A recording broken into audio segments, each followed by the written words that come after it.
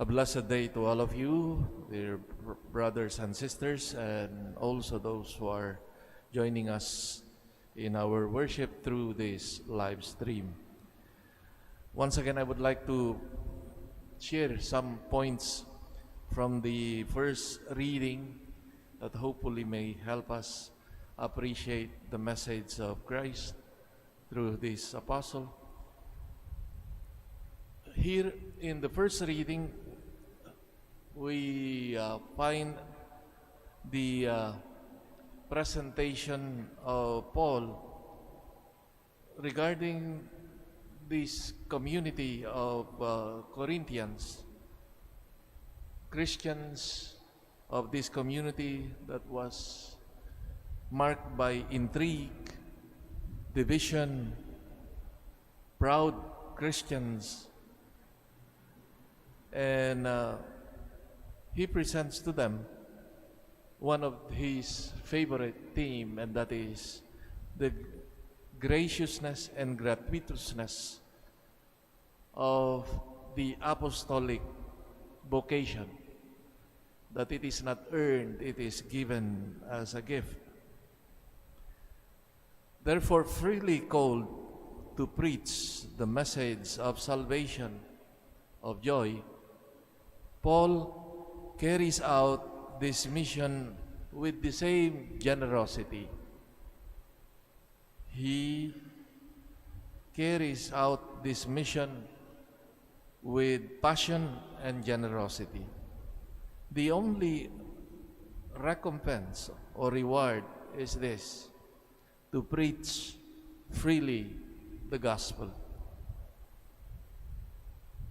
In other words, the very reward is the privilege to preach the gospel.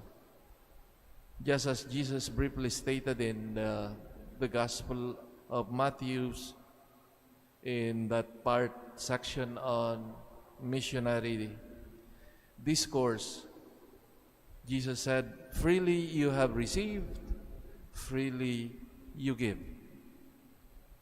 The free giving of God must correspond to the free giving of oneself, of the believer. And here we find Paul questioning about the quality of faith of Christians. And he focuses on that tendency of attaching merit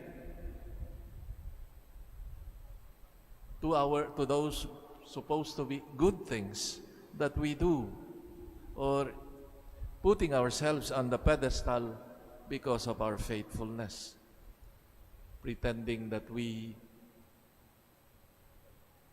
merit God's reward. One of the spiritual writers, Adrienne von Speyer, rightly wrote, and I quote, she said, "Holiness does not consist in the fact that one person gives all of himself or herself, but in the fact that the Lord takes everything, in a certain sense, even in spite of one He has chosen." And it is a good reminder, again, for all of us, that it is that God has given freely, generously. Our response, therefore, is that also of the same generosity. The Gospel suggests, in the Gospel of Luke, chapter 17, verse 10, "When you have done all that has been commanded to you, say, 'We are useless servants. We have done our duty.'"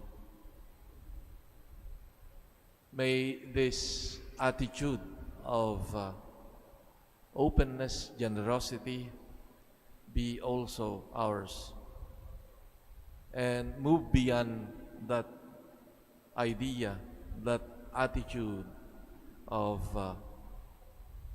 thinking that after having done this or that good, supposed to be, that we can demand from God our reward. No, it is ultimately salvation, the grace of God, are gifts from Him, that we do not have a claim even with the things supposed to be the good things that we do and accomplish. Let it always be that attitude of openness and humility. Lord, no, as the servants in the parable, no, we have done just what was commanded to us. We are but useless servants. We just have done our duty. Amen.